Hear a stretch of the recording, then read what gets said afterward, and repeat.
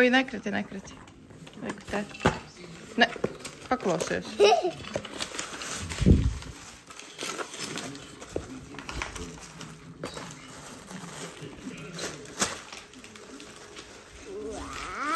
Uzmanīgi.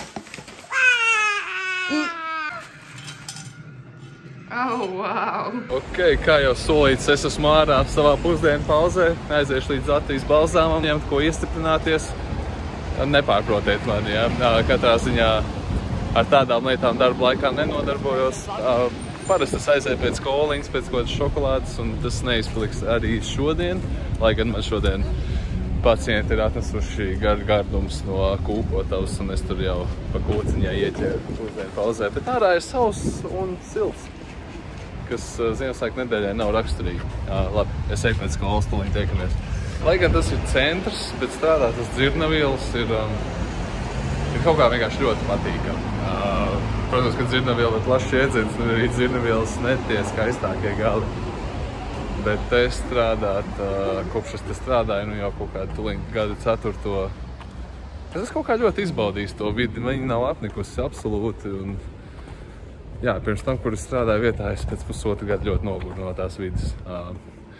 Neminēšu vārdos, bet šitā ir daudz labāk. Kā jums patīk vidi, kurā jūs strādājat? Es runāju tīri par ģeogrāfisko lokāciju.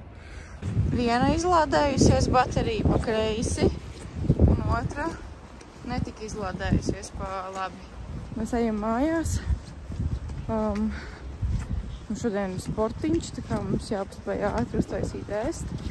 Oi, piedod. Un tad jābrauc uz sportiņu, un vēl man ir jāizņem pa ceļam pēdējās Ziemassvētku dāvanas, kas ir saprintēts. Kas mums vēl? Kas jau jums gāja skoliņā? Netikšu. Francija, kā tev gāja skoliņā? Fuj, nolaist lūdzu nost to riteni. Es atradu. Nu jā, no tev viņu nevajag. Kā tev gāja skoliņā? Labi. Ko jūs darījāt šodien? Negaidu. Kāpēc? Es zinu. Francija, es zinu. Tu taisīji sarkanus cimdiņus, vai ne? Jā. Viņi tev mugursomā ir.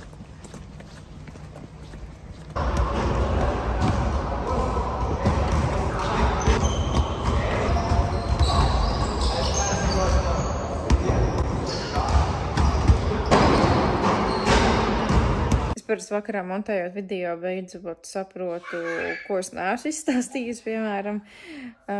Bet, jā, jūs redzējāt, kā bērns saņem vaļā dāvanas. Dāvanu, katram bija dāvana. Roķīts bija atsūtījis.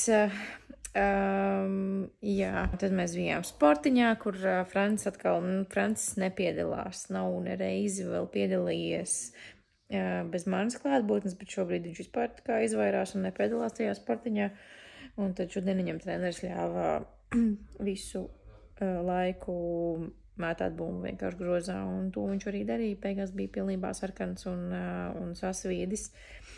Bet, jā, es tikko ļoti pārsteigti redzēju arī Gustavu kadru no viņa dienas, un tā ir, mēs viņu neredzam tik ilgi pa dienu, un es zinu, ka viņš strādā, bet nav it kā tā, ka viņš strādā katru sekundi arī, vai ne? Un tad citreiz ir interesanti, ko viņš ir vēl pa dienu darījis, mums nesot blakus. Jā. Šāds ir mans vīrs, viņš atnāk mājās un nolēņas tālākajā stūrī un vienkārši viņam vienalga. Kas tas par apsūdzībām? Es tā nekad nedaru. Vienmēr tu tā dari. Vakars, ka es tas ir bullshit. Sakopjos. Bērnus ielieku mazgāties, saģērbi. Un es atnāku paskatīties savu seriālu. Uz 10 minūtēm es pat šeit nebiju. Pilnīgi katrs vakars tāds ir. Es jau saņemu. Pilnīgi katrs vakars tāds ir. Padodies. Tev taisnība. Es zinu, ka man ir. Tev acīm redzami ir taisnība. Man ir. Tagad man jauns zaķis.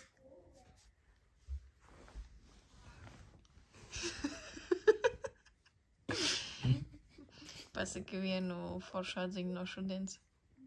Es parunāt nemāku vairs jāiet gulēt. Viena forša atziņa no šodienas. Tu nevari tu nevari atslābināt to, ko tu nevari sasprindzināt.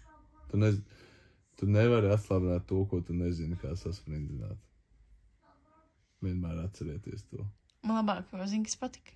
Tavs ieraksts par to, ka sievietes nemāk veselīgā veidā izrādīt savas dusmas. Kāds ir veselīgs veids izrādīt savas dusmas? Sports, kliekšana, spilvenā. Vai komunikācija verbāla. Cieņa pilna. Daži no piemēriem, I guess. Ok. Tev ir alternatīvas piedāvājumi? Nē, tev būs jāmeklē man mentālās veselības ārsts.